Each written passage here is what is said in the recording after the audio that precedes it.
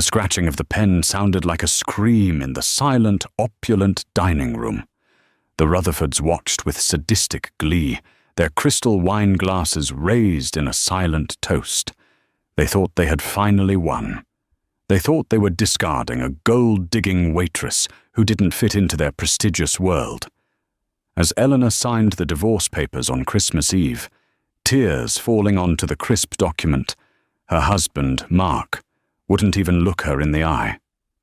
But as the ink dried, they had no idea of the mistake they had just made. They didn't know that the poor girl they were throwing out into the snow was actually the sole heiress to the Sterling Empire, and by the time they found out, it would cost them everything. The chandelier above the dining table at the Rutherford estate cost more than the house Elena grew up in, or at least the house she told Mark she grew up in. Its crystals cast fractured rainbows across the pristine white tablecloth, but there was no warmth in the light. Elena adjusted the hem of her navy blue dress. It was modest, elegant, and purchased off the rack at a department store. Beside the glittering designer gowns worn by her mother-in-law Beatrice and her sister-in-law Chloe, it looked like a rag. "Pass the salt, dear," Beatrice said, her voice dripping with that distinct mixture of politeness and venom she had perfected over 60 years. "If you can reach it. I know you're used to smaller tables. Cramped diner booths, wasn't it?" Chloe snickered behind her hand, sipping her vintage Merlot. "Mum, don't be rude. Elena was a waitress, not a patron. She's used to standing next to the tables." Elena felt the familiar burn of humiliation rise in her cheeks. She looked at Mark, sitting at the head of the table, her husband of 2 years, the man who had swept her off her feet in a coffee shop in Seattle, promising her that his family's money didn't define him. Mark was staring at his plate, cutting his roast goose with surgical precision. He didn't look up. He didn't defend her. "I'm happy to be here," Elena said softly, her voice trembling slightly. "It's Christmas. I just wanted us to have a nice dinner." "A nice dinner requires nice company," Beatrice muttered, loud enough for everyone to hear. She turned her gaze to her son. "Mark, darling, have you told her yet? Or are we going to pretend to enjoy this charade until dessert?" Elena's heart skipped a beat. She dropped her fork. It clattered loudly against the china, drawing a wince from Mark. "Told me what?" Elena asked, looking between them. The atmosphere in the room shifted. It went from passive-aggressive coldness to a sharp, predatory silence. Mark finally looked up. His eyes, usually a warm hazel, looked dull and exhausted. He looked like a man who had been browbeaten into submission, but there was a hardness there too, a resolve that terrified her. "Elena," Mark started, clearing his throat. You know things haven't been working. We've had a few arguments," Elena pleaded, reaching for his hand across the table. He pulled his hand away before she could touch him. "Every couple argues, Mark. It's just the stress of the holidays." "It's not stress, Elena," Chloe interjected, slamming her glass down. "It's you. You don't fit in. You never have. Look at you. You're wearing polyester to a Rutherford Christmas dinner. You don't know which fork to use. You embarrass him." "Chloe, stop," Mark said. But there was no fire in his rebuke. He reached under his chair and pulled out a large manila envelope. It wasn't wrapped in red paper or a gold bow. It was stark, legal, and terrifying. "My mother and I have been talking," Mark said, his voice devoid of emotion, reciting a script he had clearly been fed, "about the future of the Rutherford Group, about my image. We're merging with the Kensington firm next month. I need a partner who understands this world, who brings something to the table besides." He gestured vaguely at her. "Bills." Elena felt like the air had been sucked out of the room. "Bills? Mark, I pay for my own things. I work at the library. Pocket change, Beatrice scoffed. You are a liability, Elena. A social anchor dragging my son to the bottom of the ocean. Mark slid the envelope across the mahogany table. It stopped right in front of her plate, resting against the crystal gravy boat. I want a divorce, Elena, Mark said. It's over. The silence that followed was heavy, broken only by the crackling of the fire in the massive hearth behind them. Elena stared at the envelope. On Christmas Eve, she whispered. You're doing this on Christmas Eve. Best time for a fresh start, Beatrice said, slicing a piece of meat. Consider it a gift. We're being generous. There's a check in there for $10,000, enough to get you back to whatever trailer park you crawled out of. Elena looked at Mark, searching for the man who had once kissed her in the rain, who had sworn he loved her simplicity. Mark, she said, her voice cracking. Is this really what you want? For $10,000, you're throwing away 2 years of marriage. Mark looked at his mother, then at his sister. They were watching him like hawks. He straightened his tie. Take the money, Elena. Sign the papers. Don't make a scene. It's the best you're going to get. Elena's hands were shaking so badly she could barely open the clasp of the envelope. Inside were 3 copies of a divorce settlement. It was standard, cold, and brutal. Irreconcilable differences, waiver of spousal support, lump sum payment, $10,000. She felt a vibration in the pocket of her dress. It was her phone. She knew who it was. It was the only person who called her at this hour on Christmas Eve. Daddy. She ignored it. She couldn't let them hear his voice. Not now. Well, Beatrice snapped. The ink isn't going to dry itself. We have guests arriving for the cocktail hour at 8. I want you gone by then. Elena looked around the room. This mansion, with its 12 bedrooms and 6 baths, had never been a home. It had been a museum where she was the unwanted exhibit. She thought about the secret she had kept for 2 years. When she met Mark, she wanted to be loved for her, not for the sterling name. She wanted to know that a man would choose Elena, the girl who liked old books and rainy days, not Elena Sterling, the daughter of Arthur Sterling, the man who owned half the real estate in New York and London. She had tested Mark. She had played the role of the poor orphan. And for a while he passed. But the poison of the Rutherford elitism had finally seeped into his veins. He had failed the test. A strange calm washed over her. The tears were still flowing, hot and stinging, but her heart was hardening, turning into something like the diamond Mark had refused to buy her. You think I'm after your money, Elena said quietly. We know you are, Chloe laughed. Why else would you stay where you aren't wanted? And you, Elena looked at Mark. You think I'm an anchor? You think I have nothing to offer? Let's be realistic, Elena. Mark sighed, pulling a fountain pen from his jacket pocket. A Mont Blanc she had saved up for 6 months to buy him for his birthday last year. He slid it toward her. You're a nice girl. But you're not one of us. No, Elena said, picking up the pen. The weight of it felt familiar. I'm certainly not one of you. She flipped to the last page. Signature of petitioner, Mark Rutherford. Signature of respondent. She didn't hesitate. She didn't read the clauses. She didn't argue for more money. She simply signed her name, Elena Rutherford. Then she did something unexpected. She reached into her purse and pulled out a small velvet box. She placed it on the table next to the signed papers. I got you a Christmas gift, Mark, she said, her voice steady now. I was going to give it to you later tonight. But since I'm leaving... Chloe rolled her eyes. Oh God, what is it? A knitted coaster? A coupon book for back rubs? Mark stared at the velvet box. He didn't touch it. Elena stood up. The chair scraped loudly against the floor. She looked at Beatrice, then Chloe, and finally rested her gaze on Mark. "You can keep the $10,000, she said. "I don't need it." "Don't be a martyr," Beatrice spat. "You have nothing." "I have my dignity," Elena said. "And as of this moment, I have my freedom."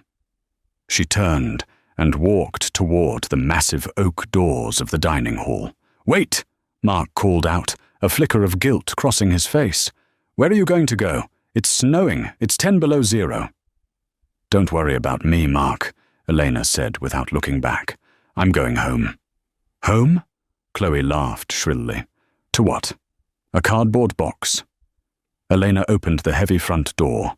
A gust of freezing wind blew into the hallway, swirling snow onto the marble foyer. She stepped out into the dark, cold night. As the heavy door slammed shut behind her, muting the sound of the Rutherfords' laughter, Eleanor reached into her pocket and pulled out her phone. She hit the call button. "Daddy," she said, her voice breaking as the cold air hit her lungs. A deep, commanding voice answered instantly on the other end. A voice that made CEOs tremble and stock markets shift. "Elena, why are you whispering? Are you all right? I've been waiting for you to call. The jet is fueled at the private airstrip, but you said you were staying with him." Elena looked back at the Rutherford mansion, glowing with golden light, looming like a beast in the night. "No, Daddy," she said, wiping the tears from her cheeks. "I'm not staying. I'm done. Come get me." "Did he hurt you?" The voice on the phone dropped an octave, turning dangerous. Arthur Sterling was protective of only one thing in this world: his daughter. "He broke my heart," Elena whispered, "but that's not the worst part." "What is?" "He thinks I'm a nobody." There was a pause on the line. Then Arthur Sterling let out a low, dark chuckle. "Well then, my darling, it seems we have some business to attend to. I'll be there in 10 minutes. And Eleanor?" "Yes?" "Dry your eyes. Sterlings don't cry over spilled milk. We buy the dairy farm and shut it down." As Eleanor stood in the snow at the end of the long driveway, headlights cut through the darkness.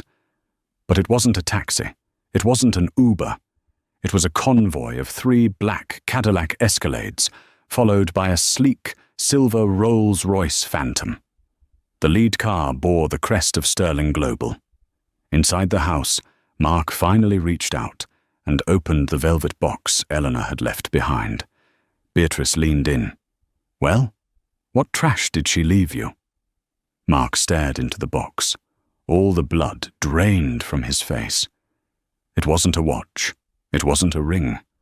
Inside the box was a positive pregnancy test, and underneath it, a small note written in Eleanor's elegant handwriting.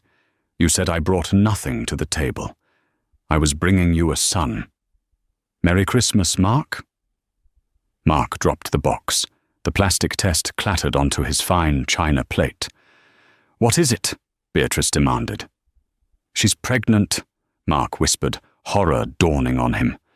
"I just divorced my pregnant wife in the middle of a blizzard."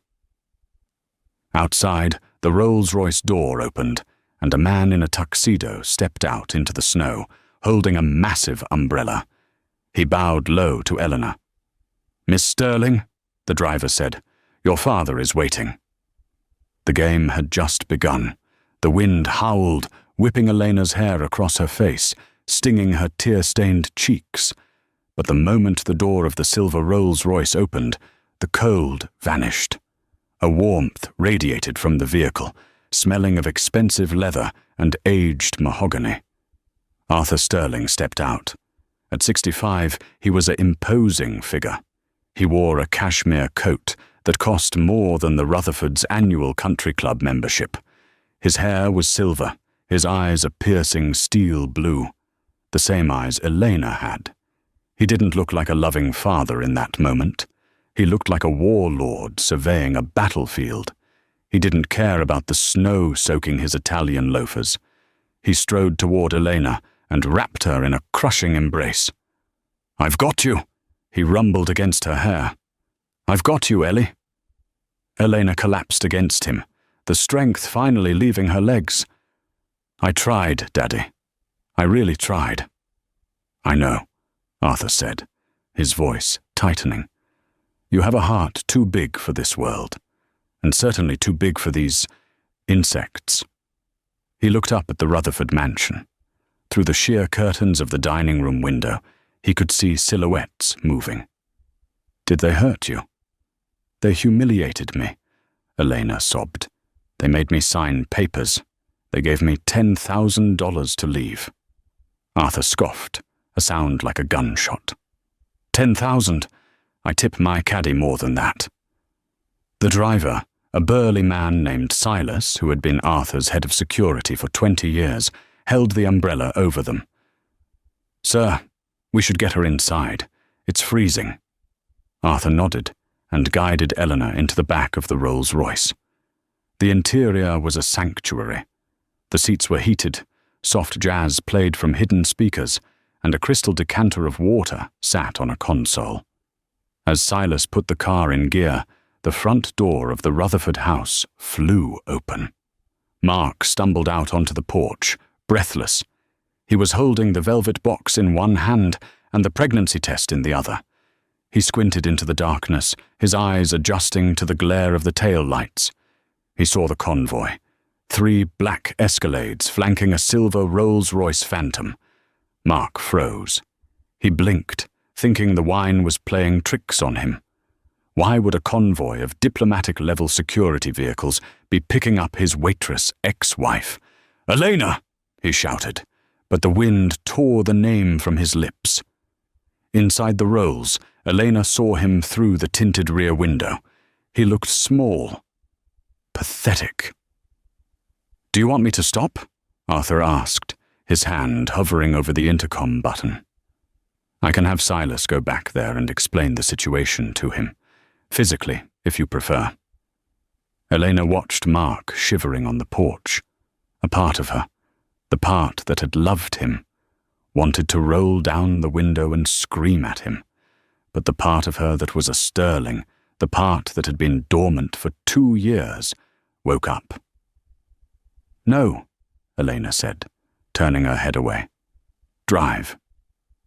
The convoy glided down the long driveway, leaving Mark Rutherford standing alone in the snow, clutching a plastic stick that proved he was going to be a father, watching a ghost disappear into the night. Inside the car, the atmosphere was heavy. Arthur poured a glass of water for Elena. "There is something else," Elena said, her hand resting instinctively on her stomach. "You need to know." Arthur looked at her hand. His eyes widened. The billionaire who had negotiated treaties and hostile takeovers looked suddenly terrified. "Ellie, are you—" "You're going to be a grandfather," she whispered. Arthur Sterling sat back, the air leaving his lungs in a rush. A slow, genuine smile broke through his stony expression. Tears welled in his eyes, a sight the business world had never seen. "A baby," he murmured. "A Sterling heir." Then his expression darkened, shifting instantly from grandfather to protector. "Does he know?" "I left the test for him," Elena said. "It was my parting gift." Arthur nodded slowly. "Good. Let him suffer with the knowledge. But he will never see this child. He signed away his rights when he signed those papers. He threw you out. He abandoned his family." Arthur pulled out his phone. It was a sleek, encrypted device. He dialed a number. "Edwards, it's Arthur. Wake up the legal team." "Yes, all of them. I want the finest divorce attorneys in New York and London on a conference call in 1 hour. My daughter is coming home. And Edwards, start a file on the Rutherford Group. I want to know their assets, their debts, their shareholders, and their blood type. I want to know what they eat for breakfast. He hung up and looked at Elena. Rest now, darling. By tomorrow morning, the world will be different. You entered that house as a waitress. You're leaving it as the queen on the board. Mark Rutherford woke up with a pounding headache. For a moment, he thought it was just a hangover from the vintage Merlot. Then, he rolled over and saw the empty side of the bed. The sheets were cold. Memory crashed over him. The dinner, the papers, the box, the baby. He sat up, panic gripping his chest. He scrambled for his phone on the nightstand. He had tried calling Eleanor 10 times last night. Straight to voicemail. He tried again. The number you have dialed is no longer in service. Mark stared at the screen, disconnected. In less than 12 hours, she had vanished. He threw on a robe and went downstairs. The house was quiet, except for the clinking of china in the breakfast nook. Beatrice and Chloe were already there, looking fresh and unbothered. Beatrice was reading the Wall Street Journal. Chloe was scrolling through Instagram. "Sit down, Mark," Beatrice said, without looking up. "Eat something. You look terrible." "Her phone is disconnected," Mark said, pacing the room. "Mum, she's pregnant. We kicked a pregnant woman out into a blizzard." "She claims she's pregnant," Beatrice corrected, sipping her tea. "For all we know, it's a trick, a desperate attempt to claw her way back into the will." "I saw the test, Mum. It was positive." "Tests can be faked," Chloe chimed in, biting into a croissant. "You can buy positive ones online for $20. It's a classic gold digger move." Mark ran a hand through his hair. "But what if it's real? That's my child." Beatrice finally put down the paper. She looked at her son with a mixture of pity and annoyance. "Mark, listen to me. Even if there is a child, do you really want Elena raising it? She has no money, no education, no connections. If the child exists, we will sue for full custody. We have the Rutherford name. We have the best lawyers. She has $10,000 and a sob story. No judge will give her the baby." Mark stopped pacing. "Take the baby?" "Of course," Beatrice said smoothly. "We'll raise the child properly. Boarding schools, etiquette lessons, the Ivy League. We'll save the child from a life of mediocrity. But first, we need to focus. Today is the preliminary meeting for the Kensington merger." "The merger," Mark muttered. "Right. This deal will triple our net worth, Mark," Beatrice said, her eyes gleaming. "The Kensington Group is acting on behalf of a silent investor, Titan Holdings. They are looking to acquire a mid-sized firm with family values and legacy. That is us. If we close this deal, we enter the billionaire bracket. Do not let a weepy waitress ruin this for us." Mark took a deep breath. His mother was right. Money fixed everything. If Eleanor really had the baby, he could just buy his way out of the guilt. He could pay her off, take the kid, and move on. "Okay," Mark said, straightening his posture. "Okay, let's get ready. What time is the meeting?" 10:15 a.m. at the Kensington headquarters in Manhattan. Meanwhile, 40 miles away, in the penthouse suite of the Sterling Tower overlooking Central Park, Elena woke up in a bed made of Egyptian cotton. She wasn't in the guest room. She was in her old suite, the one her father had kept untouched for 2 years. The walls were painted a soft lavender. Her old riding trophies lined the shelves. She sat up. There was no dread in her stomach today. Only a cold, hard clarity. The door opened, and a team of 3 women bustled in. They weren't maids, they were stylists. "Good morning, Miss Sterling," the lead stylist, a sharp French woman named Celine, said. "Your father requested we prepare you for a business meeting. He said, and I quote, 'Dress her to kill.'" Elena slid out of bed. She walked to the floor-to-ceiling window. Below her, the city of New York looked like a circuit board, buzzing with energy. "Did he say which meeting?" Elena asked. "He said you are attending the acquisition preliminary," Celine said, wheeling in a rack of clothes. "He said you are the new acting CEO of Titan Holdings." Elena froze. Titan Holdings. She knew her father's shell companies. Titan was the entity buying the Rutherford Group. A slow smile spread across her face. It wasn't a nice smile. "I see," Elena said. She turned to the rack of clothes. Gone were the polyester dresses from the department store. Gone were the sensible flats. Hanging there were power suits from Chanel, Armani, and McQueen. "No," Elena said, pushing aside a navy suit. "Not blue. Mark likes blue. He thinks it makes me look sweet." She reached into the back and pulled out a suit in a deep, blood-red crimson. It was sharp, tailored, and aggressive. "This one," she said. "Excellent choice," Celine said. "And for jewelry?" Elena walked to her vanity. She opened a safe hidden behind the mirror. Inside sat the sterling diamonds, heirlooms that had been in the family for generations. She bypassed the modest pearls. She reached for a necklace her mother had left her. A platinum chain holding a single, massive black diamond, surrounded by rubies. It looked like a drop of dark blood. "This one," Elena said. An hour later, Eleanor looked in the mirror. The girl who had cried over a roast goose was gone. In her place stood Eleanor Sterling.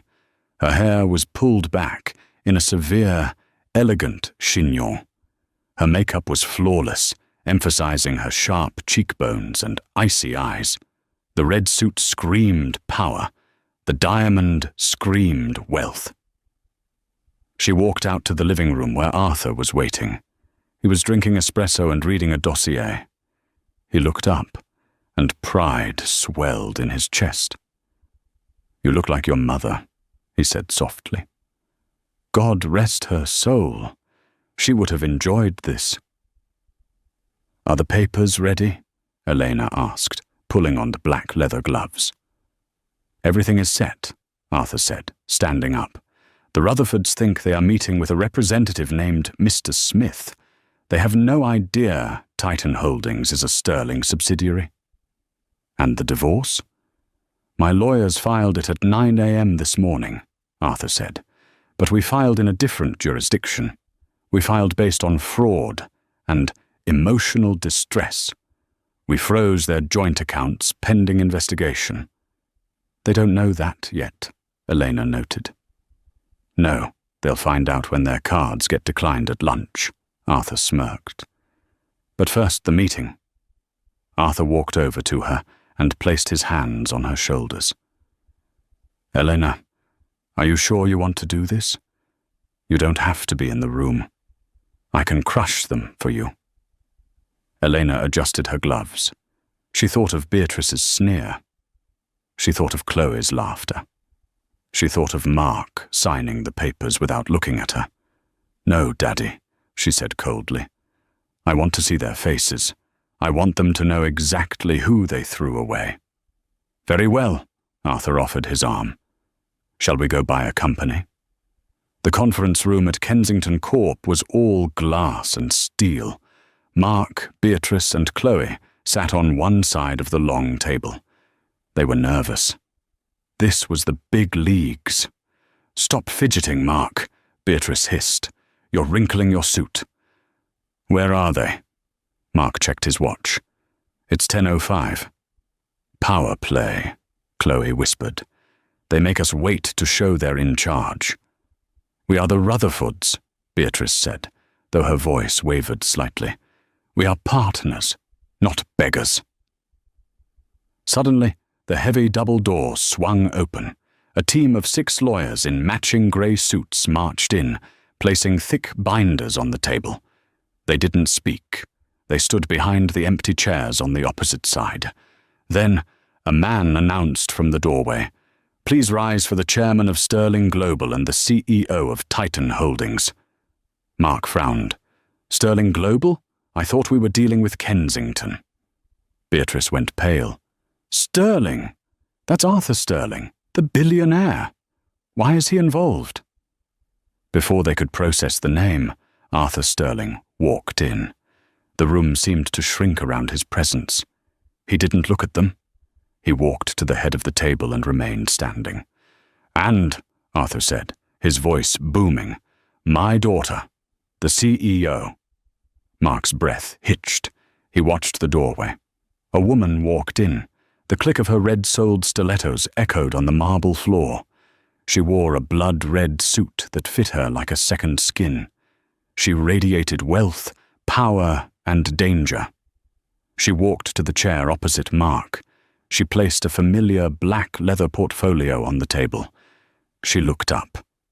Mark's mouth fell open. Beatrice dropped her pen. Chloe gasped audibly. It was Eleanor. But it wasn't the Eleanor they knew. This wasn't the waitress. This was a queen. "Hello, Mark," Eleanor said, her voice smooth and cold as ice.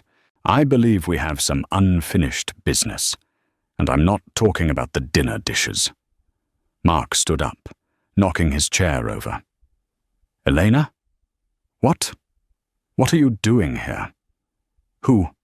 "Sit down, Mr. Rutherford," Arthur Sterling barked. "You're in the presence of my daughter, Elena Sterling, sole heiress to the Sterling Empire." The silence that followed was absolute. It was the sound of 3 worlds shattering at once. Elena smiled.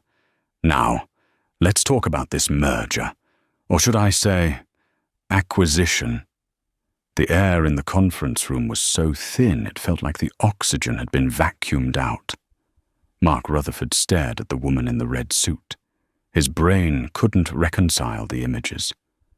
Elena, the waitress, who wore oversized sweaters and made hot cocoa on rainy nights, and Elena Sterling, the shark sitting across from him with a gaze that could cut glass.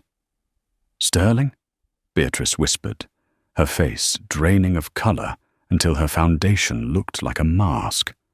She looked at Arthur, then at Elena. This is a joke, a cruel prank."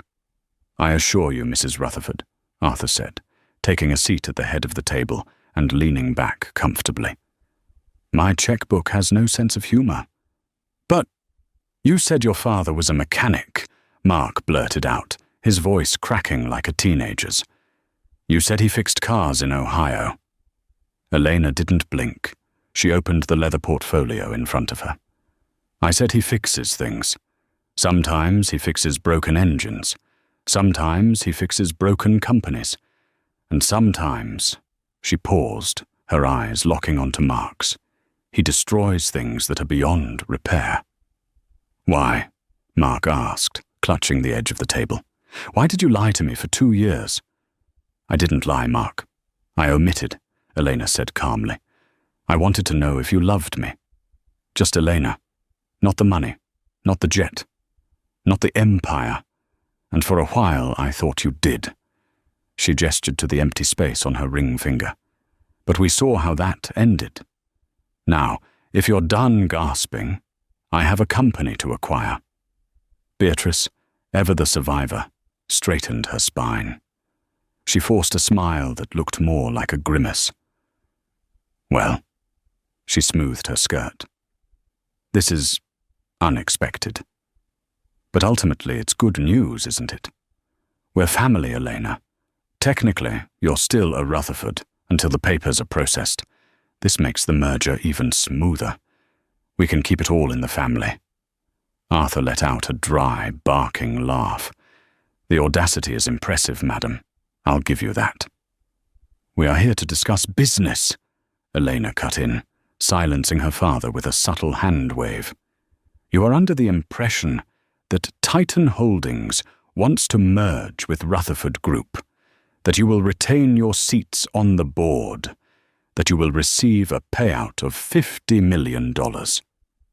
"That was the agreement with the Kensington reps," Chloe said, trying to sound tough but failing. "The Kensington reps were placeholders," Elena said. She pulled a document from her folder and slid it across the table. It spun perfectly, stopping right in front of Mark. The offer has changed. Mark looked down at the document. His eyes widened. $1, he whispered. Excuse me, Beatrice shrieked. She snatched the paper from Mark. Acquisition price, $1. This is an insult. Our assets alone are worth $40 million. Your reported assets are worth $40 million, Elena corrected. But let's talk about your liabilities. Let's talk about the things you discuss at the dinner table when you think the help isn't listening. Elena tapped a manicured fingernail on the table. Item 1, she said. The factory in Vietnam. You've been bypassing safety regulations for 3 years to save 15% on overhead. I remember you bragging about bribing the local inspector, Mark. You said, those people are lucky to have jobs. Who cares about the ventilation? Mark went pale.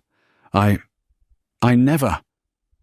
I have the dates recorded, Elena said coldly, and my father's investigators confirmed it this morning. If that goes public, your stock goes to 0 overnight, and you go to prison. Beatrice was trembling now. You can't prove that. Item 2, Eleanor continued, ignoring her. The Cayman accounts. Chloe, you love to talk about your tax-free shopping sprees. You're funneling company profits into a shell corporation named Blue Sky Ventures to avoid U.S. taxes. That's tax fraud. Federal prison time, 5 to 10 years. Chloe dropped her phone. It hit the carpet with a dull thud. And item 3, Elena said, her voice dropping to a dangerous whisper. The loans. You're leveraged to the hilt. You owe the bank $20 million due next month.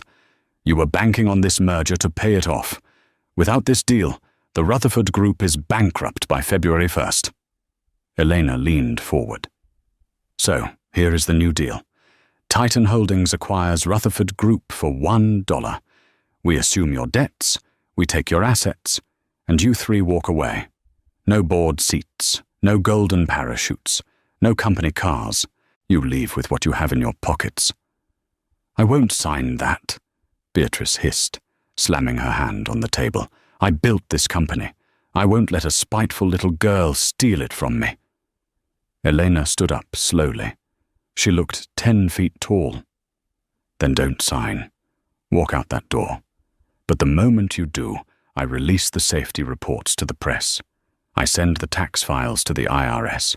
And I call the bank, which, by the way, my father owns a controlling interest in. And I tell them to call in your loans immediately. She checked her diamond watch. You have 5 minutes. After that, I destroy you. The silence stretched, agonizing and brutal. Mark looked at his mother.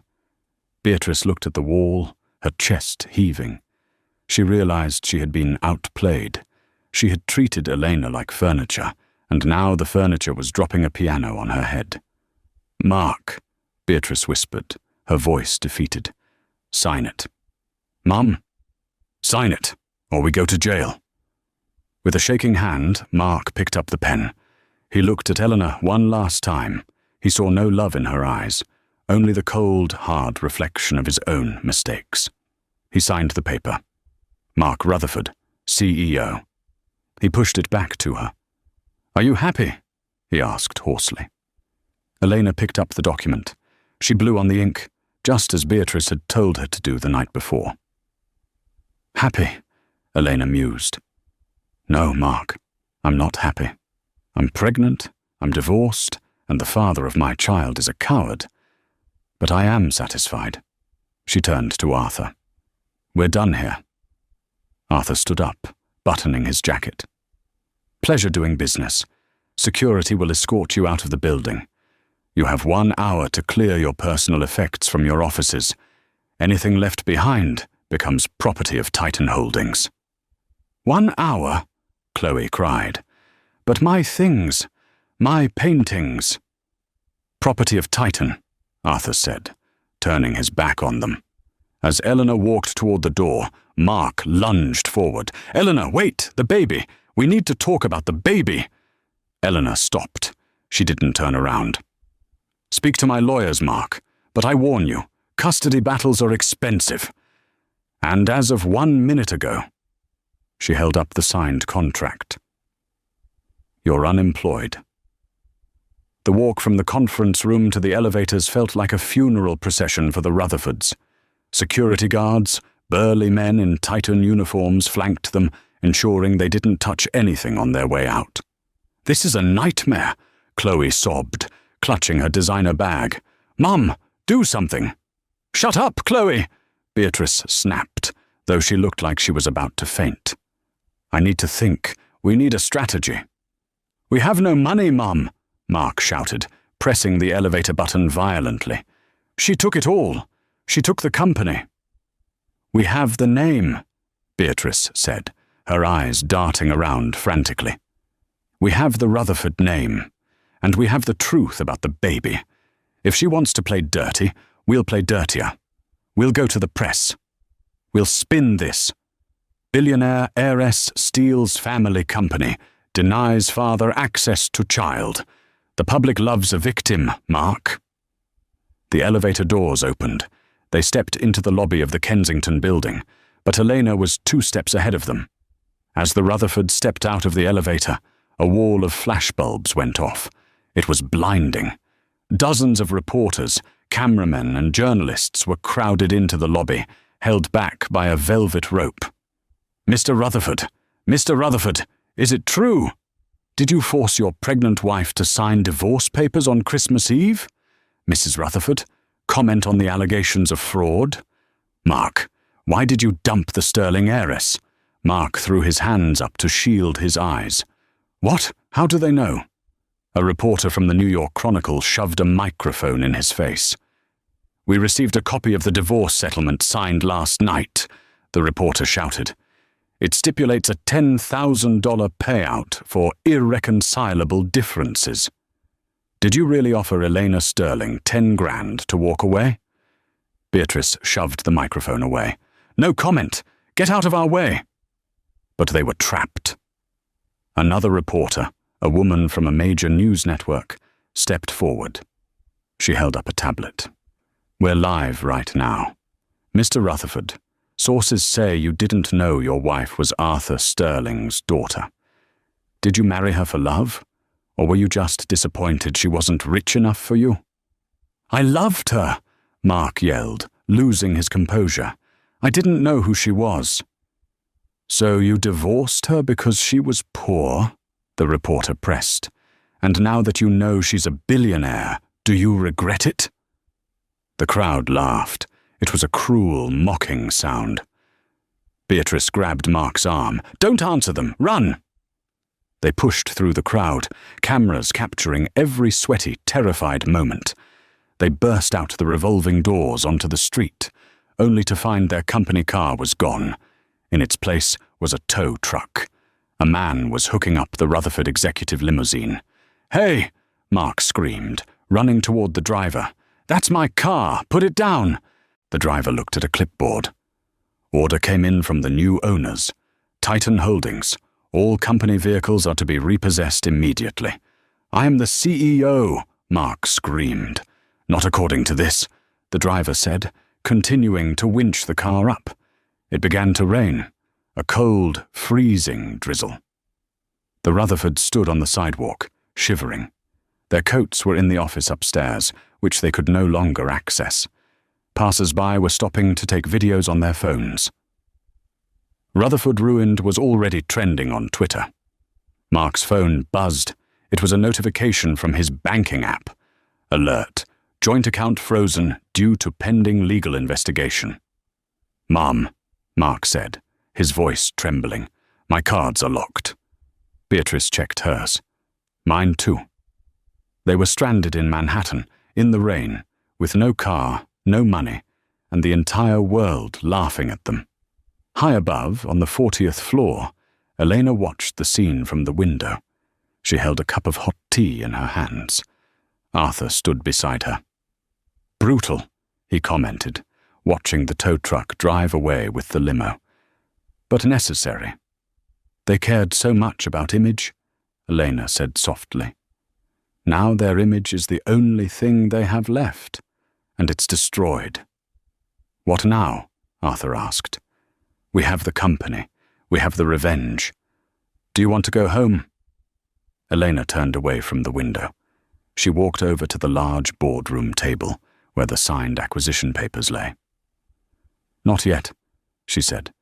Beatrice isn't done. I know her. She's like a cockroach. She'll survive the nuclear blast and try to bite your ankle. She's broke, Elena. What can she do? She mentioned the baby, Elena said, her hand going to her stomach again. She'll try to use the baby as leverage. She'll sue for custody. She'll try to paint me as an unfit mother, a mentally unstable rich girl who ran away. Arthur's eyes narrowed. Let her try. I'll bury her in legal paperwork for 50 years. No, Elena said. I don't want a legal battle that lasts for years. I want this ended. Permanently. She looked at her father. I need you to organize a gala, the Sterling New Year's Eve charity ball. We usually hold that in London, Arthur noted. This year, we hold it here, in New York, and I want you to invite everyone, the press, the partners, the elite. And the Rutherfords? Arthur raised an eyebrow. Especially the Rutherfords, Elena smiled coldly. Beatrice won't be able to resist. She'll think it's her chance to make a scene, to beg for mercy, or to try to blackmail me in public. She's addicted to the spotlight. And when she gets there, Elena said, I'm going to reveal the final secret. The one thing Mark doesn't know about why I really left the diner that day 2 years ago. Arthur looked confused. I thought you left to find yourself. That's part of it, Elena said. But there's more. Mark thinks he's the victim of a misunderstanding. At the ball, I'm going to show the world that the Rutherfords aren't just snobs, they're criminals. And I'm going to put the final nail in the coffin on live television. You have a plan, Arthur stated. I have a video, Elena corrected. A recording from the security camera in their own dining room. The one they forgot was installed. Arthur grinned. It was a predatory, shark-like grin. I'll send the invitations. Down on the street, Beatrice huddled under the awning of a coffee shop, shivering. We're not done, Mark, she chattered, her teeth clicking together. She thinks she won? She has no idea. Mum, give it up, Mark groaned. We lost. We never lose, Beatrice snapped. She pulled a crumpled piece of paper from her purse. It was an invitation to the Sterling New Year's Eve ball. It had been sent to Mark's email automatically before the system locked him out, and she had printed it at the hotel business center before they left. She's hosting a ball, Beatrice said, her eyes gleaming with madness. New Year's Eve. Everyone will be there. So, Beatrice smiled, and it was terrifying. We're going to crash it, and we're going to tell everyone that Elena isn't just pregnant. We're going to tell them she's insane, that she faked her identity to entrap you, that she's unfit. We'll make a scene so big they'll have to settle with us just to make us go away. That sounds dangerous, Chloe said. It's our only shot, Beatrice said. Get up. We have a party to prepare for. New Year's Eve in New York City is electric, but inside the grand ballroom of the Plaza Hotel, the atmosphere was nuclear. The Sterling Gala was the ticket of the decade. Billionaires, senators, and A-list celebrities mingled under gold leaf ceilings, sipping champagne that cost more than a Honda Civic. Elena stood on the balcony overlooking the ballroom. She wore a gown of shimmering gold sequins that pooled around her feet like liquid metal. It was a statement. She was no longer the mourning wife in navy blue, nor the vengeful CEO in crimson. She was the trophy. She was the gold standard. They're here, Arthur said, appearing beside her. He adjusted his tuxedo cuffs. Security let them through the service entrance, just as you instructed. They think they sneaked in." "Do they look desperate?" Elena asked, swirling her sparkling water. "They look like drowning rats in designer suits," Arthur replied. "Beatrice is wearing a dress from 3 seasons ago. The horror." Elena smiled, but it didn't reach her eyes. "Let's go down. It's almost midnight." Down on the floor, the Rutherfords were huddled near the shrimp tower. They stuck out like sore thumbs. While the other guests were relaxed and joyous, Mark, Beatrice, and Chloe were sweating, their eyes darting around nervously. "This is it," Beatrice whispered, clutching a glass of wine she hadn't paid for. "When the countdown starts, everyone will be looking at the stage. That's when we strike. We get on that stage, we grab the microphone, and we tell the world that Arthur Sterling is holding his mentally unstable daughter hostage and keeping her from her husband." "Mum, look at her," Mark said, his voice hollow. He was staring up at the grand staircase. Elena was descending, arm in arm with her father. The crowd parted for them like the Red Sea. She glowed. She looked untouchable. Mark felt a physical ache in his chest, not just regret for the money, but a sudden, piercing realization that she was the most beautiful woman he had ever seen, and he had thrown her away for a merger that didn't exist. "Focus, Mark," Beatrice hissed, pinching his arm. "She's a fraud. Remember the plan." As the clock struck 11:50 p.m., the music lowered. Arthur Sterling took the stage. "Ladies and gentlemen," his voice boomed over the speakers, "thank you for joining us to ring in the new year. Before the countdown begins, my daughter, Elena, has a few words." Elena stepped up to the microphone. The room went silent. "Thank you," she said, her voice clear and melodic. "This year has been one of transition for me. I learned that trust is expensive and loyalty is rare. I learned that some people will burn you to keep themselves warm." "Liar!" The shriek cut through the silence. Beatrice Rutherford pushed through the crowd, dragging Mark and Chloe with her. She scrambled up the stairs to the stage, looking wild-eyed. Security guards moved to intercept, but Eleanor held up a hand. "Let them speak." Beatrice grabbed the microphone stand. She looked out at the sea of faces. Faces of people she wanted to impress, people she wanted to be. "This woman," Beatrice panted, pointing a shaking finger at Eleanor, "is a liar. She is my son's wife. She ran away after a mental breakdown. She is pregnant with my grandchild, and she is unfit to be a mother. She deceived us all." A murmur of shock rippled through the crowd. Phones were raised, recording the meltdown. Mark stepped forward, looking at Elena with pleading eyes. "Elena, please, come home. We can work this out. Think of the baby." "The baby," Elena repeated, her face unreadable. "You care about the baby now, Mark. You didn't care much when you handed me divorce papers as a Christmas gift." "I didn't know," Mark cried. "If I had known—" "If you had known I was a Sterling, you mean?" Elena finished. "She's twisting it," Beatrice yelled. "She's unstable. We are the victims here. The Rutherfords are a respectable family." Elena looked at the technician in the sound booth and nodded. "Respectable," Elena mused. "Let's see about that." Behind her, a massive LED screen that was set up for the countdown flickered to life. But instead of a clock, it showed a grainy, high-definition video. It was the dining room of the Rutherford estate.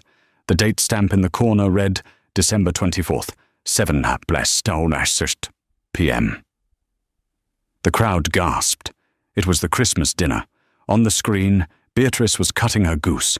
Her voice boomed through the ballroom speakers, crisp and clear. "Mark, darling, have you told her yet? Or are we going to pretend to enjoy this charade until dessert?" The audience watched in horrified fascination as the scene played out. They saw the envelope. They heard the insults. "You are a liability, Elena. A social anchor dragging my son to the bottom of the ocean." Mark closed his eyes on stage. He couldn't watch. But the video didn't stop at the divorce signing. It jumped forward to after Elena had walked out into the snow. The camera was still rolling. On the screen, Beatrice was sipping wine, looking triumphant. "Finally," Video Beatrice said. "Now that the trash is gone, we can focus on the real issue." "The audit," Video Mark said nervously. "Mum, if the merger happens, the auditors are going to see the books. They're going to see the $2 million missing from the employee pension fund." The room gasped. In the real world, Beatrice froze. On the screen, Beatrice laughed. "Don't be stupid, Mark. We'll use the signing bonus from the Kensington deal to plug the hole in the pension fund before anyone notices. And if they do notice, we blame it on the incompetent accounting of the previous administration. Or," she paused, smiling wickedly, "we blame it on Eleanor. We say she had access to the accounts. Who are they going to believe? Us or the waitress?" The video cut to black. The silence in the ballroom was absolute. It was the silence of a tomb. Elena turned to Beatrice, whose face was now a mask of sheer terror. "You were right about one thing, Beatrice," Elena said into the microphone. "The auditors did see the books. My auditors. And they found the missing pension money and the wire transfers to the Caymans." Elena gestured to the back of the room. "I believe you know Detective Miller." The doors swung open.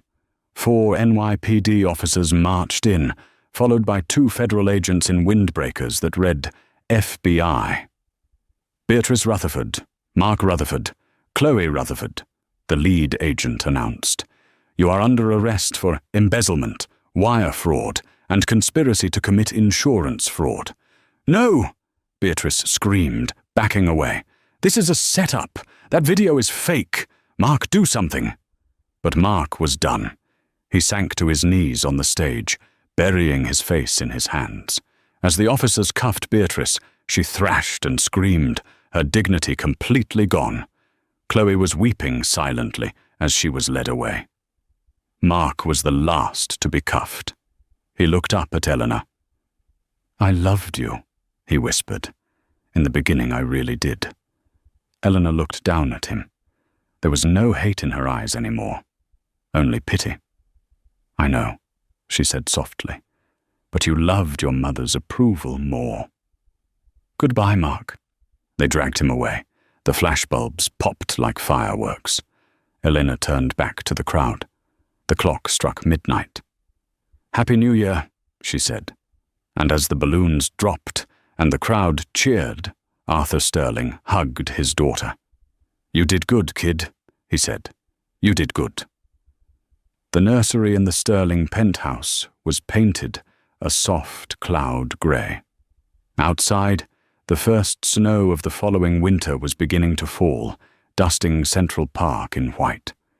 Elena sat in the rocking chair, holding a small bundle wrapped in a blue cashmere blanket. Arthur Sterling, the man who made economies tremble, was currently making silly faces at the infant.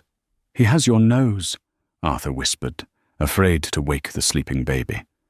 "He has your chin," Elena smiled, stroking the baby's cheek. "Determination." "What did you name him?" Arthur asked. "You still haven't told me the middle name." "Leo," Elena said. "Leo Arthur Sterling." Arthur's eyes grew misty. He cleared his throat, trying to maintain his composure. "Strong name, a good name for a CEO."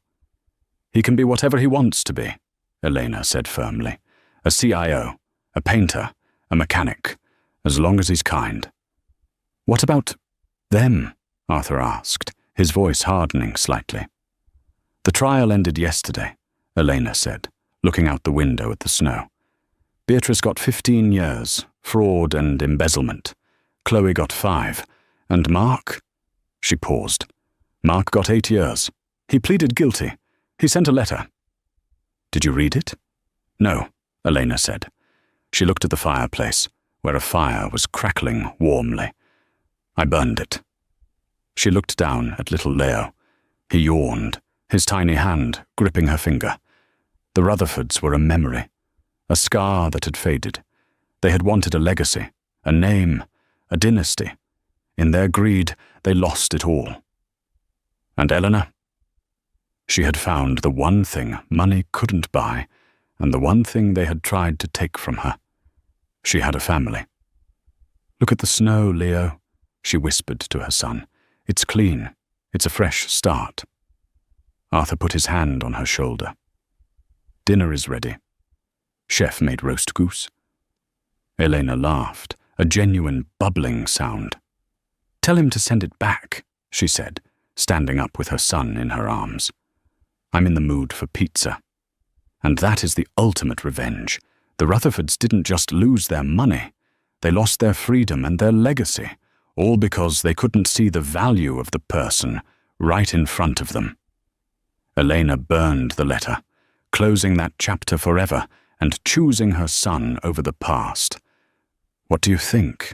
Did Mark deserve a second chance, or did he get exactly what was coming to him? Let me know in the comments below. I read every single one. If you enjoyed this roller coaster of drama, justice, and karma, please give this video a big thumbs up and subscribe to the channel. Don't forget to hit that bell icon so you never miss a new story. We have a crazy cheating revenge story coming up next week that you won't believe.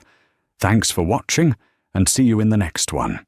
They say money changes people, but for Marcus Thorne, it just revealed the monster he always was.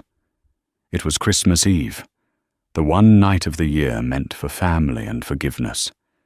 But in a penthouse overlooking the freezing city streets, there was no warmth, only a brutal betrayal. A pregnant wife, cast out into the snow with nothing but the clothes on her back. A billionaire husband who thought he was untouchable. And a mysterious man in a Santa suit ringing a bell on the corner, watching it all unfold. Marcus thought he was discarding trash. He didn't realize he was mocking the most powerful man in the city, his own father-in-law.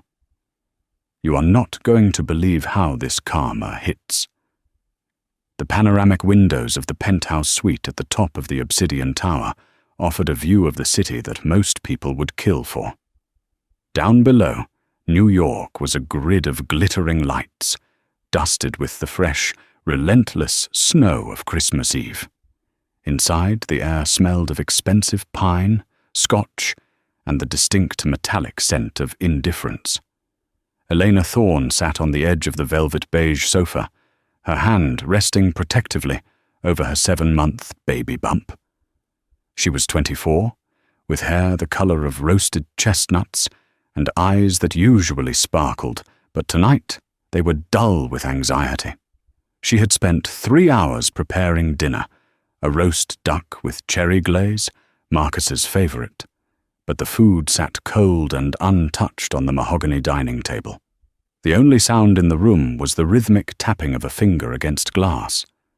Marcus Thorne, 32, a man whose tech empire was currently valued in the high 9 figures, stood by the window. He was handsome in a sharp, predatory way. His jaw was square, his suit was a bespoke charcoal Armani, and his eyes were as cold as the glass he was leaning against. "Elena," he said, not turning around. His voice wasn't loud, but it carried a weight that made the air in the room feel thin. "We need to stop pretending." Elena's heart hammered against her ribs. "Pretending? Marcus, it's Christmas Eve. I have your gift. I thought we could—" "I don't want a gift," he cut her off, turning around. He took a sip of his scotch, grimacing slightly. "And I don't want this." He gestured vaguely at the room, the tree, and finally, at her. "I don't understand," Elena whispered. She shifted, her back aching from the pregnancy. "Is this about the gala last week? I apologized for leaving early, Marcus. My feet were swelling, and the doctor said, "It's not about the gala, Elena. It's about the brand." Marcus walked over to the coffee table and picked up a thick manila envelope. He tossed it onto the sofa next to her. It landed with a heavy thud. "What is this?" "Divorce papers," Marcus said casually, as if he were ordering coffee. "My legal team drew them up this morning. I signed them an hour ago." The world seemed to tilt on its axis. Elena stared at the envelope, her breath catching in her throat. Divorce? But, Marcus, the baby. We're having a daughter in 2 months. Marcus let out a short, derisive laugh. He sat in the armchair opposite her, crossing his legs. "The baby. Right. See, that's part of the problem. When I married you, Elena, you were the quiet, sweet orphan girl. No baggage, no family drama. Just a pretty face to have on my arm. A blank slate." He leaned forward, his eyes narrowing. "But now, you're emotional. You're needy. And frankly, this whole pregnancy look." He looked her up and down with open disgust. "It doesn't fit the aesthetic I'm going for in the new year. I'm taking the company public in Q1. I need a power couple image, not whatever domestic mess this is." Elena felt tears prick her eyes, hot and stinging. "I'm your wife, not an accessory. I'm carrying your child." "And you'll be compensated for it," Marcus said, checking his Rolex. "The prenup is ironclad, as you know. You get a flat settlement of $50,000. But, considering the timing, I'm feeling generous. I'll throw in an extra 10 grand if you leave tonight without making a scene." "Leave?" Elena gasped, her voice cracking. "Tonight? It's Christmas Eve. It's 10 degrees outside. I have nowhere to go." Marcus stood up, his patience evaporating. "That's not entirely true. There are plenty of motels in Queens. And you're not an orphan anymore, are you? Didn't you say you found your long-lost father's address last year? Maybe go cry to him." "You know I never met him," she sobbed. "I don't even know if he's alive. I have no family, Marcus. You are my family." "Not anymore." He pulled his phone out of his pocket. "Security is already on the way up to escort you out. You can take your personal items, clothing and toiletries. The jewelry stays. The car stays." "You can't do this," she pleaded, standing up, her hands trembling. "Please, Marcus, just let me stay until the baby is born. The guest room. Anywhere. Don't throw us out on Christmas." Marcus looked at her with a chilling emptiness. There was no anger, which was almost worse. There was just nothing. "You're cluttering my space, Elena, and I have guests arriving in an hour. Jessica Vance is coming over." Elena froze. "Jessica, your PR consultant?" "She's a bit more than that now," Marcus smirked. "She understands the vision. She fits the life.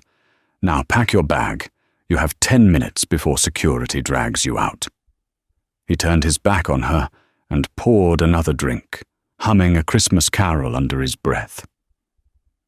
Elena stood there for a moment, the devastation washing over her like a physical blow.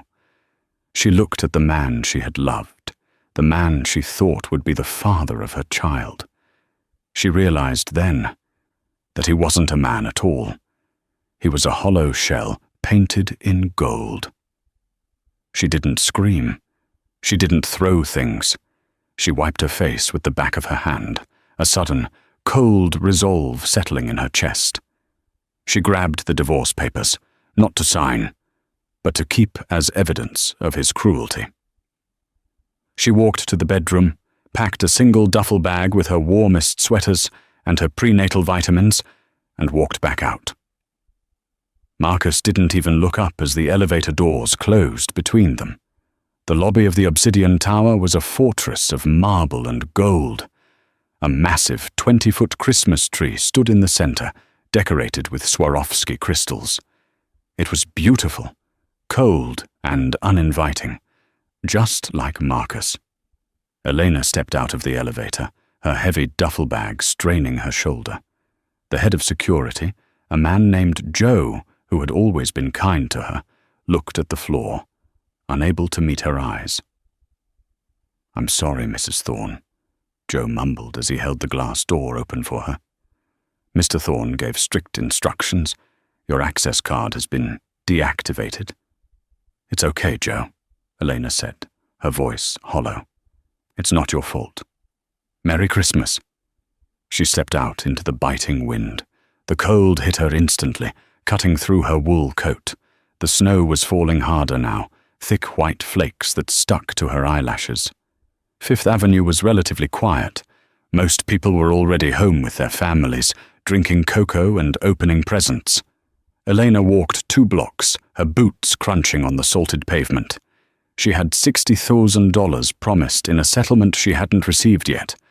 In her bank account, she had maybe $200. Marcus had frozen the joint cards the moment he asked for the divorce. She stopped in front of a luxury department store, Bergdorf Goodman, staring at the window display. It showed a happy, mechanical family opening gifts. The irony made her stomach turn. "Spare a moment for the children," a deep, gravelly voice said. Elena turned. Standing near the entrance of the store, ringing a brass bell, was a Salvation Army Santa. But he didn't look like the usual volunteers. He was a mountain of a man, tall and broad-shouldered. His Santa suit was made of high-quality velvet, not cheap felt, and his beard, thick, white, and magnificent, looked real. He was standing next to a red kettle, but his eyes were fixed on Elena. They were blue, piercing, and strangely familiar. Elena felt a magnetic pull. She walked over, fumbling in her pocket. She pulled out a $20 bill, one of the last few she had.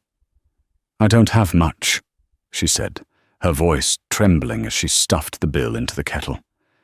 "But I hope it helps someone." The Santa stopped ringing the bell. He looked at the bill, then up at her tear-stained face. He looked at her stomach. "You are generous for someone who looks like she just lost the world, child," the Santa said. His voice was warm, like a crackling fire. "Why are you out here in this storm? You should be home." Elena let out a bitter laugh that turned into a sob. "I don't have a home, not anymore. My husband, he decided he wanted a new life for Christmas." The Santa's eyes darkened. The twinkle vanished, replaced by a storm of its own. "He kicked you out? In this weather? While you are carrying a child?" "He's a powerful man," Elena whispered, looking back toward the obsidian tower, looming in the distance. "He said I don't fit his image." "Image?" the Santa scoffed. He reached into his red velvet coat and pulled out a thermos. "Here, hot chocolate. It's Swiss. Drink." Elena hesitated, but the cold was seeping into her bones. She took the thermos. "Thank you, I'm Elena." "I know. I mean, nice to meet you, Elena." The Santa corrected himself quickly. "I go by Nick. Just Nick." As Elena sipped the chocolate, which was rich and warming, a sleek black Bentley pulled up to the curb right in front of them. The window rolled down. It was Marcus, and in the passenger seat, looking glamorous in a white fur coat, was Jessica Vance. Marcus leaned out, a cruel smirk playing on his lips. "Well, look at this. You found your level, Elena. Hanging out with the beggars already?" Jessica giggled, covering her mouth. "Oh, Marcus, don't be mean. Maybe she's asking Santa for a new husband." Elena stiffened, gripping the thermos tight. She wanted to scream, but she was frozen with humiliation. The Santa, however, stepped forward. He moved with a speed and grace that belied his size. He walked right up to the Bentley's window. He didn't look like a jolly elf anymore. He looked like a titan. "You must be Marcus Thorne," the Santa said, his voice low and dangerous. Marcus sneered. "Get back, old man, or I'll have you arrested for harassment. Do you know who I am?" I know exactly who you are, the Santa said. You're a man who builds towers of glass and thinks they make him a king. But glass breaks, Marcus. It breaks very easily. Marcus laughed. Is that a threat? From a guy in a costume? Elena, enjoy your night on the street. I'm going to the plaza for drinks. He rolled up the window and the Bentley sped off, spraying slush onto the sidewalk, narrowly missing Elena's boots. Elena burst into tears.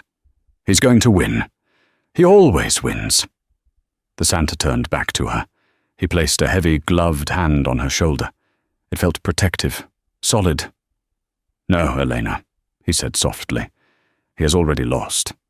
He just doesn't know it yet. He reached into his pocket and pulled out a card. It wasn't a business card.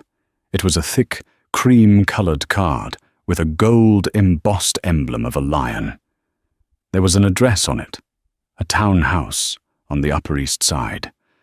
My shift is over, the Santa said, and I happen to know that this house has plenty of empty rooms, a warm fire, and a housekeeper who makes excellent strudel. You are not sleeping in a motel tonight.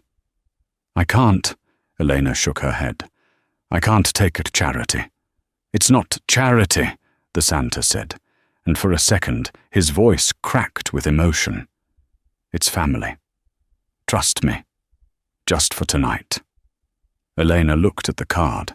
The name on the gate would read Sterling, the same name she had been born with. But she didn't know that yet. She looked at the old man's kind eyes and felt, for the first time that night, a spark of hope. Okay, she whispered. Okay, Nick. The Santa smiled, pulled out a phone that looked far too expensive for a street charity worker, and dialed a number. Alfred, he spoke into the phone. Bring the car around, the Rolls. We have a VIP guest. The interior of the Rolls-Royce Phantom was a world away from the freezing New York slush. It smelled of aged leather and lavender. The heating was set to a perfect 72 degrees, instantly soothing Elena's shivering frame. Nick, or the man she knew as the Salvation Army Santa, sat across from her, having removed the fake beard to reveal a well-groomed silver goatee and a strong, square jawline that had aged with dignity. He poured a glass of sparkling water from a crystal decanter and handed it to her. Alfred, the man said to the driver, his voice losing the jovial Santa affectation and returning to a commanding baritone. Call Dr. Evans. Tell him to meet us at the residence. I want him to check on a pregnant woman.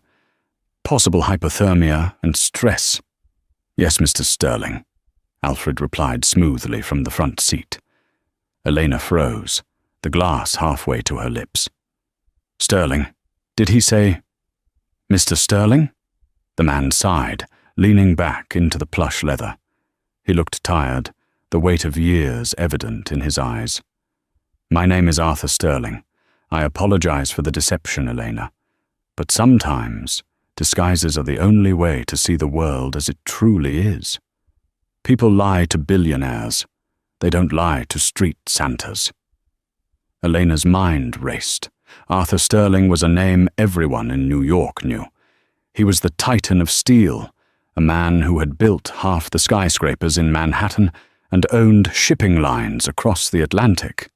He was worth billions. And he had been ringing a bell on a street corner. Why?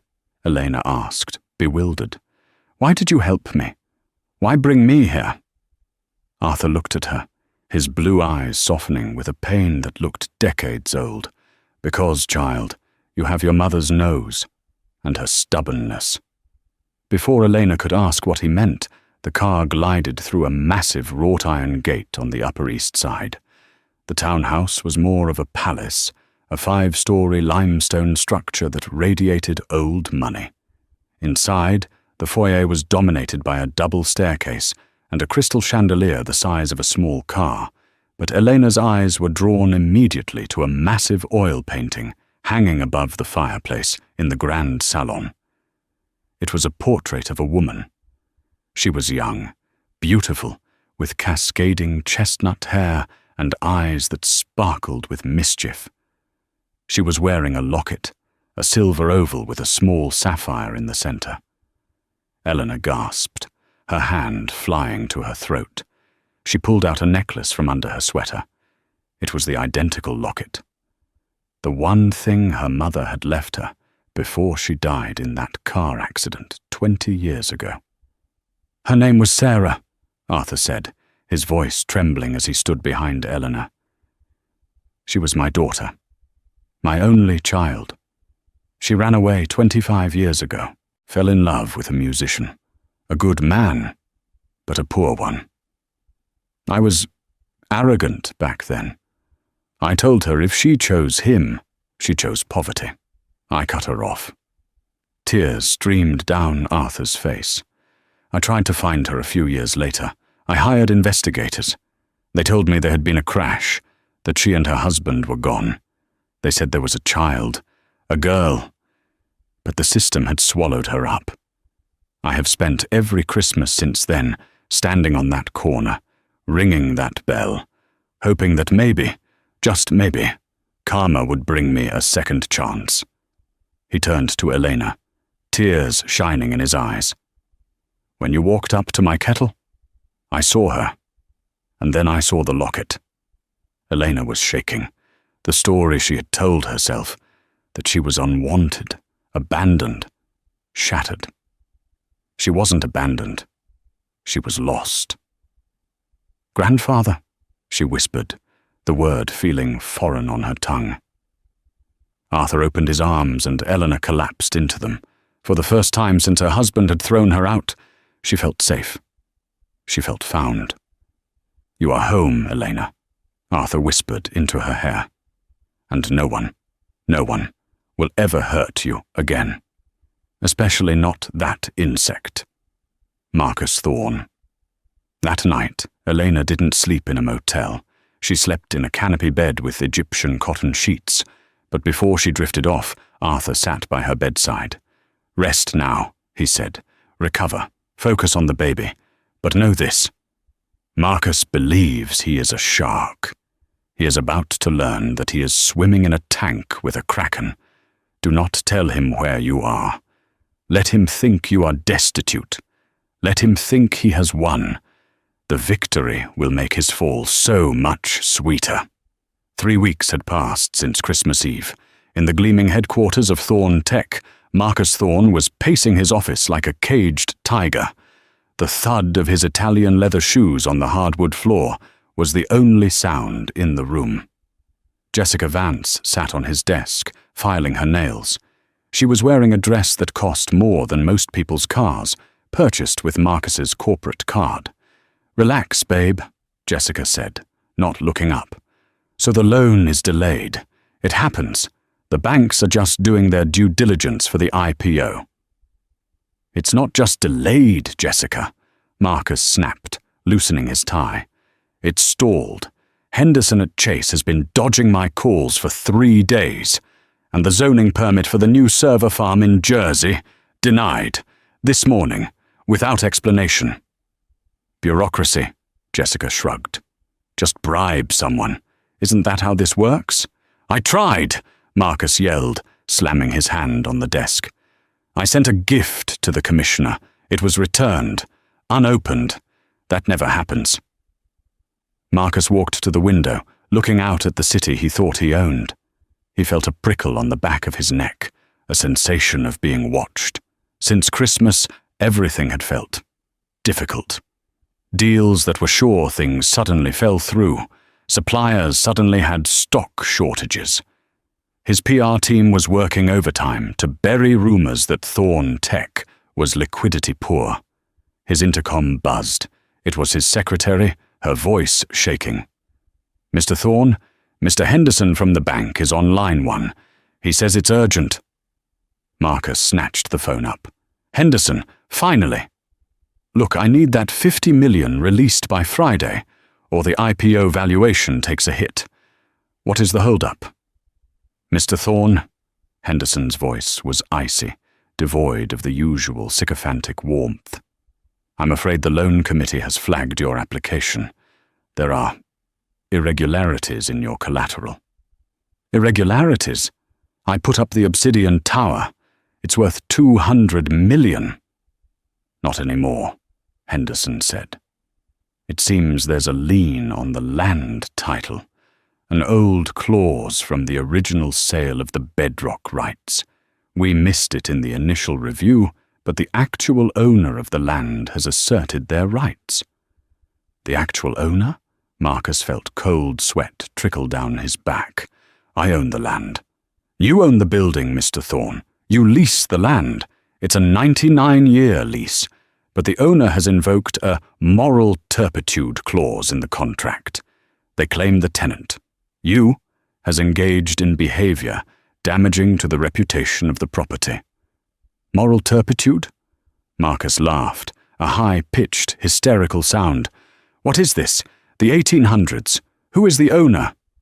A holding company called Nemesis Trust, Henderson replied. And because of this dispute, the bank is freezing your lines of credit, effective immediately. You have 48 hours to resolve the lien, or we call in the existing loans. The line went dead. Marcus stared at the phone. Nemesis Trust. He had never heard of them. What is it? Jessica asked, finally looking concerned. Marcus, you look pale. They froze the money, Marcus whispered. If I don't fix this by Friday, we can't make payroll. The IPO will collapse. The stock will go to zero. Well, fix it, Jessica snapped, hopping off the desk. I have a dress fitting for the gala on Saturday. You promised me this would be the event of the season. The gala. Marcus rubbed his temples. The Future of Tech Gala. He had invited the entire elite of New York. If he cancelled it, he would look weak. If he held it while bankrupt, he was a fraud.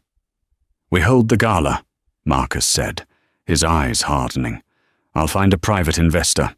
Someone who wants a piece of the pie before we go public. I'll sell a stake in the company if I have to. Good, Jessica said, grabbing her purse. I'm going to lunch.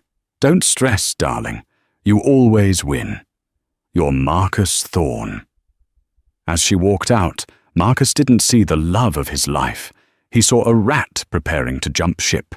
Across town, in the library of the Sterling mansion, Arthur Sterling put down his phone. He was wearing a velvet smoking jacket, sitting by a roaring fire. He took the bait, Arthur said to the empty room. Elena was sitting in the corner armchair, reading a book on infant care. She looked healthier now. Her cheeks had colour, and the dark circles were gone. She was wearing a soft cashmere robe. He's going ahead with the gala? Elena asked. He has to. Arthur smiled grimly. His ego won't let him cancel. He thinks he can charm a shark into giving him money. He doesn't realize he's already bleeding in the water. He still doesn't know? He has no idea. He thinks Nemesis Trust is just some faceless corporation. He doesn't know Nemesis is the name of the Greek goddess of retribution. Arthur stood up and walked over to Eleanor. How are you feeling, my dear? Heavy, Eleanor smiled, rubbing her belly. She's kicking. I think she knows something is happening. She knows her grandfather is clearing the path for her, Arthur said, kissing Elena's forehead. By the way, have you decided on a name? I was thinking. Sarah, Elena said softly. After my mother. Arthur's eyes misted over. Sarah, it's perfect. Arthur, Elena said, her voice turning serious. I want to go to the gala. Arthur frowned. Elena, you're 8 months pregnant. It will be stressful. Marcus will be there. That woman will be there. I know, Elena said, a fire lighting behind her eyes that matched her grandfather's. But I need to see him. I need him to see me, not as the poor wife he threw away, but as a Sterling. I want to be there when you take him down. Arthur looked at her for a long moment. He saw the steel in her spine. She wasn't the victim anymore. Very well, Arthur nodded. But you won't just go. You will arrive. We need to get you a dress. And diamonds. Lots of diamonds. The week leading up to the gala was a blur of chaos for Marcus. He was burning through his personal savings to keep the lights on at the office. He fired 3 executives who asked too many questions about the finances. Jessica had spent $40,000 on earrings, and when he asked her to return them, she threw a vase at his head. He was sleeping 2 hours a night. Every time he closed his eyes, he saw the Santa from the street corner. Glass breaks very easily, the man had said. Stupid beggar, Marcus muttered to himself, popping a Xanax with a Scotch chaser. Superstitious nonsense. On the day of the gala, a massive snowstorm hit New York again. It was fitting. The city was white and cold, just like it had been the night he evicted Eleanor. He hadn't thought about her much, to be honest. He assumed she was in a shelter somewhere, or maybe back in whatever trailer park she came from. She was the past. Tonight was about the future. The venue was the grand ballroom at the Plaza Hotel. It was decked out in silver and blue, the colors of Thorn Tech. By 8 p.m., the room was full. Tech bros in hoodies and blazers mixed with old Wall Street money in tuxedos. Waiters circulated with champagne and caviar. Marcus stood at the entrance, a plastered smile on his face. Jessica was on his arm, looking stunning but annoyed. "Where are the heavy hitters?" she whispered. "I don't see the Vanderbilts. I don't see the Rockefellers." "They're coming," Marcus hissed. "Just smile." But they weren't coming. RSVP after RSVP had cancelled last minute. The room was full of mid-level managers and hangers-on, not the whales Marcus needed to save his company. Suddenly, the room went quiet. The chatter died down, replaced by a murmur of awe and confusion. The double doors at the top of the grand staircase swung open. A man stood there. He was wearing a tuxedo that fit him like armor. He was older, with a silver goatee and broad shoulders. He radiated power so intense it was almost physical. It was Arthur Sterling, the Arthur Sterling, the man who hadn't been seen at a public social event in a decade. Marcus's jaw dropped. Arthur Sterling was the richest man in the state. If Marcus could get just 5 minutes with him, a photo op, a handshake, it would save the IPO. The stock would skyrocket just by association. "Oh my God," Jessica gasped, squeezing Marcus's arm. "That's Sterling. Go talk to him." Marcus straightened his tie, his heart pounding. "I'm going." But Arthur wasn't alone. Descending the stairs on his arm was a woman. She was heavily pregnant, moving with a regal grace that commanded the attention of every soul in the room. She was wearing a custom-made midnight blue velvet gown that draped over her baby bump elegantly, shimmering like the night sky. Around her neck was a diamond necklace that looked heavy enough to sink a ship. The sterling sapphires, legendary jewels not seen since the 1920s. Her hair was swept up in an intricate chignon, but her face... Marcus stopped dead in his tracks. The champagne glass slipped from his fingers and shattered on the floor. It was Eleanor, but it wasn't the Eleanor he knew, the meek, quiet girl in comfortable sweaters. This woman was a queen. Her chin was high, her eyes were clear and sharp, and she looked at the room not with fear, but with total command. That's your wife," Jessica screeched, her voice cutting through the silence. "What is she doing with Arthur Sterling?" The whisper ran through the crowd like wildfire. "Is that Marcus's ex? Why is she with Sterling? Is she his mistress?" Arthur and Elena reached the bottom of the stairs. The crowd parted for them like the Red Sea. Arthur led her straight toward Marcus. Marcus couldn't move. His brain was misfiring. "Elena!" he choked out. Arthur Sterling stepped forward, towering over Marcus. Up close, Marcus saw the blue eyes. The piercing, judging blue eyes. The memory hit him like a freight train. The street corner. The bell. The Santa. I know exactly who you are. Marcus's face drained of all colour. He looked from Arthur to the Santa-like beard, then back to Arthur. You, Marcus whispered, his voice trembling. You were at the store. Good evening, Marcus, Arthur said, his voice booming enough for the nearby crowd to hear. I believe you have met my daughter. The silence in the room was absolute. You could hear a pin drop. Daughter? Marcus stammered. No, she's an orphan. She has no family. She was lost, Arthur corrected, his voice hard as steel. But she is found, and she is a Sterling, which makes the child she is carrying, my granddaughter, the heir to the Sterling Empire. Jessica Vance let out a gasp of horror. She looked at Eleanor, then at Marcus, and realized instantly that she had bet on the wrong horse. Eleanor stepped forward. She looked Marcus in the eye. Hello, Marcus. You said I didn't fit your image. You said you needed a power couple aesthetic. She gestured to the room, to the press photographers who were frantically snapping pictures of her and her billionaire father. Is this powerful enough for you? Elena asked softly. Marcus opened his mouth, but no words came out. He looked around. His investors were looking at him with disgust. His friends were snickering. Mr. Sterling. Marcus tried to salvage the situation, sweating profusely. Sir, please.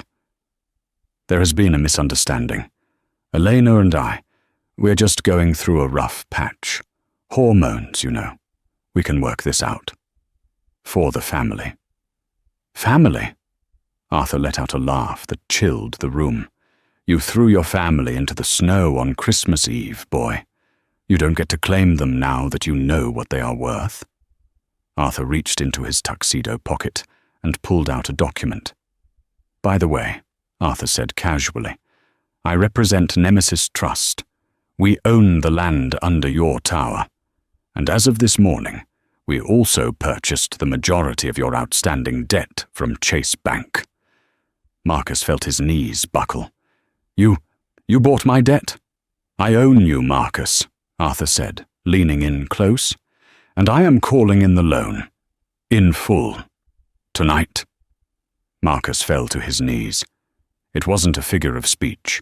He physically collapsed to the floor in his expensive tuxedo, surrounded by the shattered glass of his champagne flute. Please, Marcus begged, tears streaming down his face, oblivious to the cameras flashing. Please don't destroy me. I didn't destroy you, Elena said, looking down at him with pity, not hate. You destroyed yourself. We're just here to sweep up the glass. Suddenly, Elena gasped. She grabbed Arthur's arm, her face twisting in pain. A gush of water hit the floor, mixing with the champagne. Grandfather, she gasped. The baby. It's time. The grand ballroom of the plaza had transformed from a scene of opulent celebration into a theater of panic. The music had stopped. The waiters were frozen with trays of melting ice, and the flashbulbs of the paparazzi went off like strobe lights, blinding everyone in the vicinity. Clear the way, Arthur Sterling bellowed. His voice, usually calm and authoritative, cracked with the raw terror of a grandfather watching his legacy at risk. He scooped Eleanor up in his arms. Despite his age, the adrenaline of the moment gave him the strength of a man half his years. Alfred, get the car, now! Elena gripped the lapel of Arthur's tuxedo, her knuckles white. It's too early, she gasped, sweat beading on her forehead despite the chill of the air conditioning. It's too early, grandfather. She's ready to meet the world, Elena. Just breathe, Arthur soothed her, rushing toward the exit. The crowd parted, not out of respect this time, but out of fear of the sheer intensity radiating from the billionaire. Marcus stood alone in the center of the room, surrounded by shattered glass and the ruins of his reputation. He took a step forward, his instinct to follow, to control the narrative, kicking in. "Elena, wait!" he shouted, stumbling slightly. "I'm the father. I have rights." He was cut off by a wall of black suits, Arthur's personal security detail. Ex-Mossad agents who didn't care about American liability laws formed a phalanx between Marcus and the exit. "Mr. Thorne," the lead agent said, his voice flat, "if you take one more step, you will be removed from the premises. Physically." "I'm her husband," Marcus screamed, his face turning a mottled red. "That is my child." "Not anymore," a sharp, feminine voice said from behind him. Marcus spun around. Jessica Vance was standing there, her fur coat already buttoned up. She was typing furiously on her phone. "Jessica," Marcus pleaded, reaching for her. "You have to help me spin this. Call the Times. Tell them Sterling is kidnapping my wife. We can twist this." Jessica looked up, and the look in her eyes was one of pure, unadulterated disgust. It wasn't the disgust of a lover scorned. It was the disgust of a parasite realizing the host was dead. "Spin it?" She laughed, a harsh, ugly sound. "Marcus, look at Twitter. It's trending. Dash Thorne fraud. Santa billionaire. You're done." The stock dropped 40% in after-hours trading in the last 10 minutes. By morning, Thorne Tech will be a penny stock. "We can fix it." Marcus grabbed her arm. "I just need—" "Don't touch me!" she shrieked, pulling away. "I'm not going down with you.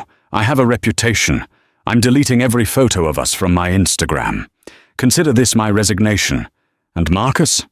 She paused, looking him up and down. "You owe me for the dress." She turned on her heel and marched out, the click-clack of her heels sounding like nails in a coffin. Marcus was left alone. The investors, men he had looked up to, men he had tried so hard to impress, were looking at him with open contempt.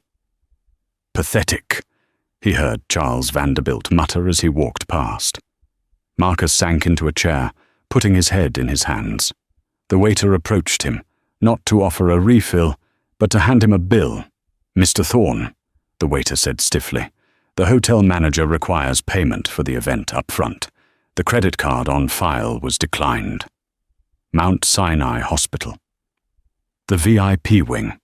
The scene in the delivery room was a stark contrast to the gala. It was quiet, focused, and filled with love. Arthur Sterling paced the hallway, his tuxedo jacket discarded, his shirt sleeves rolled up. He looked every minute of his age now, the exhaustion settling in. Inside the room, Elena was fighting the hardest battle of her life. The labor was fast and furious. "You're doing great, Elena," Dr. Evans said, monitoring the vitals. "The baby is small, but her heart rate is strong. One more push." "I can't," Elena sobbed, gripping the bed rails. "I'm alone. I can't do it alone." "You are not alone." Arthur burst into the room, ignoring the nurse's protest. He rushed to the bedside and took Elena's hand. His grip was rough, calloused, and warm. "I am here. Your mother is here in spirit. We are all here." Elena looked into her grandfather's blue eyes, the same eyes that had looked at her with kindness on a snowy street corner when she had nothing. She drew a breath that seemed to pull from the very bottom of her soul. She pushed. At 11:58 p.m., on the night of the gala, Sarah Noel Sterling entered the world. Her cry was loud, piercing, and indignant. It was the cry of a fighter. Dr. Evans cleaned the baby off and placed her on Eleanor's chest. She was tiny, barely 5 pounds, with a tuft of dark hair and, inevitably, those piercing blue Sterling eyes. "She's perfect," Elena whispered, tears streaming down her face, washing away the pain of the last month. "Hi, Sarah. I'm your mama." Arthur looked down at the great-granddaughter he never thought he'd see. He reached out a trembling finger, and the baby's tiny hand wrapped around it. "Welcome to the family, Sarah," Arthur choked out. "You will never know cold, you will never know hunger, and you will never, ever know a man like your father." The following morning, 9. Aim. Marcus woke up on the sofa in his office at Thorn Tech. He had walked there from the plaza in the snow, too ashamed to call an Uber, too broke to call a limo. His neck was stiff. His mouth tasted like stale champagne and failure. He sat up, rubbing his eyes, hoping it was all a nightmare. But the red blinking light on his desk phone told him it was real. He pressed the button. "Mr. Thorne," the voice of his corporate attorney, Weinstein, filled the room. "I'm resigning. The SEC just raided the downtown server farm. Apparently, you used the company pension fund to shore up the liquidity for the gala. That's federal fraud, Marcus. I can't represent you." Marcus dropped the phone. The pension fund. He had borrowed from it, intending to pay it back after the IPO. How did they know? The door to his office burst open. It wasn't the police, it was worse. 3 men in dark grey suits walked in. They carried briefcases stamped with the logo of Nemesis Trust. "Marcus Thorne," the lead man said. "I am head of counsel for Arthur Sterling. We are here to execute the foreclosure on the Obsidian Tower." "You can't do that." Marcus stood up, swaying. "I have 30 days to cure the default." "Actually," the lawyer smiled, a shark-like baring of teeth. "Review your contract. Subsection 4, paragraph B. The morality clause combined with the insolvency trigger allows for immediate seizure of assets if the debtor is under criminal investigation. The SEC announcement 10 minutes ago triggered it." The lawyer placed a document on the desk. "This building belongs to Mr. Sterling now. You are trespassing. Security will escort you out. You have 5 minutes to collect personal effects. No electronics, no files." "My house," Marcus whispered. "My penthouse." "Included in the asset seizure," the lawyer said. "Your car has already been towed. Your personal accounts have been frozen by the DOJ." Marcus looked around the office. The glass walls, the Eames chair, the award for Innovator of the Year on the shelf. It was all smoke. "Where am I supposed to go?" Marcus asked, his voice cracking. "I have nothing." The lawyer paused at the door. He reached into his pocket and pulled out a small, crumpled piece of paper. "Mr. Sterling wanted you to have this." He placed it on the desk. Marcus picked it up. It was a flyer for a homeless shelter in the Bronx. Written on the back, in elegant, fountain pen script, were the words, "Glass breaks very easily." 2 security guards, men Marcus had hired, men he had underpaid, walked in. "Let's go, boss," one of them smirked. "Don't make a scene." Marcus Thorne walked out of his tower with a cardboard box containing a stapler, a photo of himself, and a stress ball. As he stepped onto the sidewalk, the paparazzi were waiting. They didn't shout questions, they just laughed. 1 year later, New York City was once again dressed in its holiday best. The Rockefeller tree was lit, the skaters were circling the rink, and the air smelled of roasted chestnuts. But nowhere was the spirit of Christmas more alive than at the Sterling Foundation's annual winter ball. Held at the newly renovated Sterling Hall, formerly the Obsidian Tower, the event was the hottest ticket in the world. But it wasn't for profit. Every dollar raised was going to support single mothers and orphanages across the tri-state area. Elena Sterling stood on the balcony overlooking the ballroom. She looked breathtaking. She wore a gown of emerald green silk, and her face was radiant. She wasn't just beautiful, she was formidable. In the last year, she had taken a seat on the board of Sterling Industries. She had launched a new line of affordable, sustainable housing. She was no longer the girl who needed saving. She was the savior. "Mama!" A giggle interrupted her thoughts. Elena turned to see Sarah, now 1 year old, toddling across the floor in a red velvet dress. She was holding onto the finger of a very happy, very tired Arthur Sterling. "She's fast," Arthur laughed, picking the child up. "She has your sprint, Elena. I can barely keep up." "She's perfect," Elena smiled, taking her daughter. Sarah cooed, playing with the sapphire locket around Elena's neck. "Are you ready for the speech?" Arthur asked. "I am," Elena nodded. "But first I want to go downstairs, to the street." "The street?" Arthur raised an eyebrow. "Why?" I have a feeling," Elena said. "I need to close the circle." Arthur studied her for a moment, then nodded. "I'll get our coats." Outside, the snow was falling gently. The entrance to Sterling Hall was bustling with limousines and celebrities. Security was tight. Elena and Arthur walked out, flanked by guards. They didn't go to a limo. They walked to the corner of the block, the same corner where, a year ago, a desperate girl had met a Santa. There was a Salvation Army kettle there. But the person ringing the bell wasn't Arthur. It was a young volunteer, smiling and singing. Elena dropped a $100 bill into the kettle. She looked across the street, toward the service entrance of the building, the place where the trash was taken out, where the catering trucks unloaded. A man was standing there. He was wearing a frantic, oversized catering uniform. He was shivering, smoking a cheap cigarette, trying to warm his hands over a grate vent. His face was gaunt, aged 10 years in one. His hair was thinning, and the arrogance that had once defined his jawline was replaced by a slack, defeated droop. It was Marcus.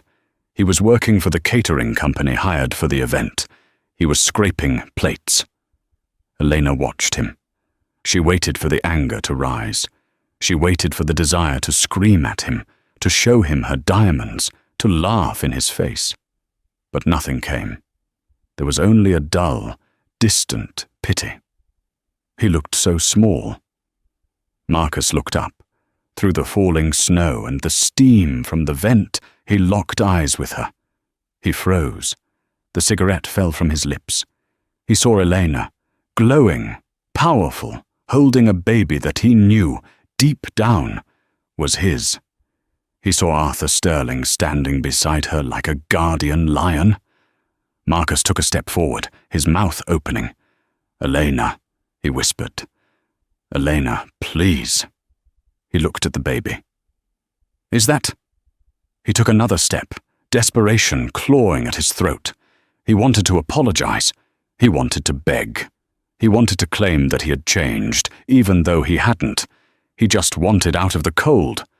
But before he could cross the street, a massive figure stepped in his path. It was Joe, the head of security, whom Marcus had forced to kick Elena out a year ago. Joe was now the personal bodyguard for Elena and Sarah. Joe didn't say a word.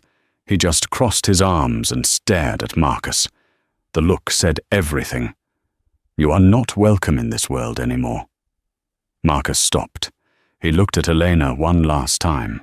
He saw no hate in her eyes. He saw something worse. He saw indifference. She had forgotten him. He was a bad memory, a ghost of a Christmas past. Elena turned to Arthur. "Let's go inside, grandfather. It's getting cold." "Yes, my dear," Arthur said. As they turned away, Arthur stopped. He looked back at Marcus, shivering in the slush. Arthur reached into his pocket. He didn't pull out a check. He didn't pull out a job offer. He pulled out a single, shiny gold coin. It was a chocolate coin, wrapped in gold foil, the kind they gave to children. Arthur tossed it across the street. It landed at Marcus's feet with a dull clink. "Merry Christmas, Marcus," Arthur called out. Elena and Arthur walked back into the warmth of the light and the music. The heavy doors closed behind them, sealing out the cold. Marcus stood alone in the snow. He bent down and picked up the chocolate coin. His hands were shaking so badly he could barely unwrap it. He took a bite. It was sweet, but in his mouth it tasted like ash. He looked up at the skyscraper he used to own, the family he used to have, and the life he had thrown away for an image. The wind picked up, blowing the flyer for the homeless shelter out of his back pocket and down the wet, grey street.